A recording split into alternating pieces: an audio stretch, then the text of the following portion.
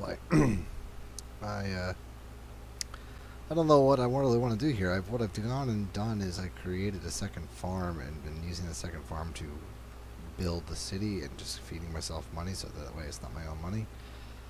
But what ends up happening is that the buildings that I've built I can't sell to and make a profit from. So then it requires a lot of me towing stuff over there, dropping it off, and then paying myself with that other farm, paying this place with the farm, with the funds from that farm for the deliveries I'm making. And then if I'm producing goods and the goods are produced, then I can move those goods, but then I don't get paid for the goods either. I have to do the same thing. I have to transfer money from the other farm to this farm. So I'm realizing that that's kind of a bit of a misunderstanding on my part, more so than anything, of how the system works.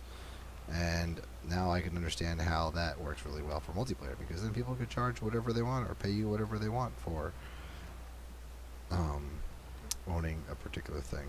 They role play and they're playing. So, like, say for instance, this was another guy. His name was Billy Thunder, and Billy Thunder owned the other farm. Well, the Billy Thunder owned the other farm. Then, yeah, Billy Thunder could say, "Hey, you're gonna deliver wood to me? Sure. Right now the going rate is, and you can decide what it is $2,000 per 8-foot log." And it looks at my load, says, "Oh, look at that. You've got about $8,000, or whatever it might be. You got 8 logs.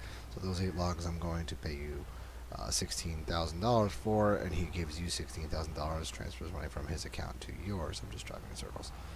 And then if he does that, then you get 16,000. He gets the logs, and he can transition the logs into planks. Now, obviously, he'll get the planks, and then the question really comes down to: are the planks just going to make him back a 16 grand? And that's why he would make his price. He would say, "Oh, well, the planks aren't going to make me any money because he's going to sell them for a profit, and you can't produce planks. He can, so he's going to produce planks, and he's going to sell them for a profit. He's going to make his $16,000 back." So it just really does depend. So that's where the multiplayer aspect of this is actually really fun, and I can understand the allure of doing that. And it's fun when you're doing it with multiplayer, but here I am alone, and what it requires me doing is think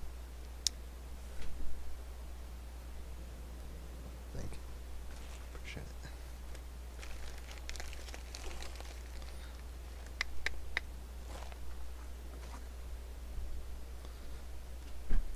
Sorry about that. Little disturbance.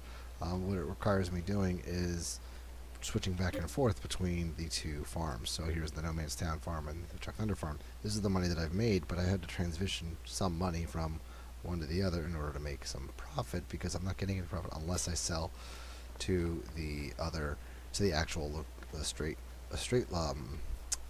sell points that are public to the whole game. So that's kind of been the downfall. So I'm not going to do that anymore. I just don't. I think that's unfun for me to have to switch back and forth. So I think what I'm going to do is likely either close up this No Man's Land and offer up a opportunity for people to play with me when I go live. And I think that's how I'm going to do Farming Simulator from now on, is that if I'm going live, I will invite people to play along, and they can create their own farms and participate. Maybe that's what I would do. Or I just play alone, and because I don't have a lot of time. Let's be honest, I don't have time for friends. I don't have time to play this game, really. I play this game once in a blue moon. So I might just play alone and continue to do the sell points that I want to do under my own farm as I can afford them. So, like, obviously, I built this place with the other farm, and I built that with the other farm. That's a grain mill right there. Well, I might just sell these off and place them myself with my own money from this farm, so that I can get the benefits of bringing them here, picking them up, and selling them to the main sell points. Same thing with the biogas plant that I just put down. You know, I can't use it. I can't do anything. I can't participate. So it might just be what I do is delete these buildings and rebuild them myself. And well, you know what? I'm going to do it right now.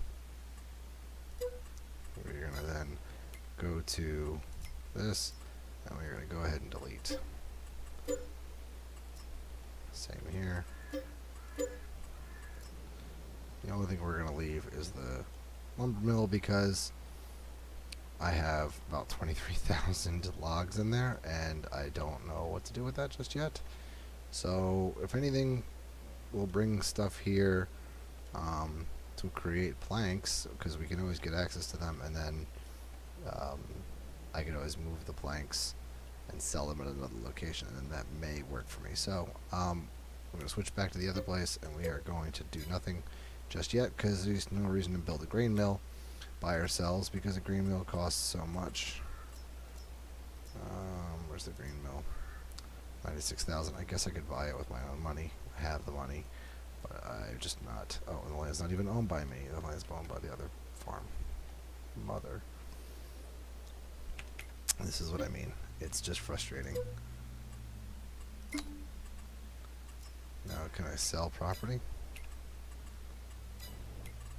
That's the question. Once you buy it, can you sell it?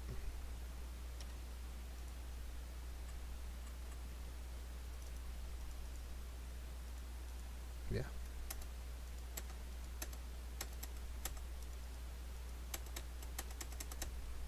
Why can't I sell it? Well, yeah, this is why I'm pausing up this.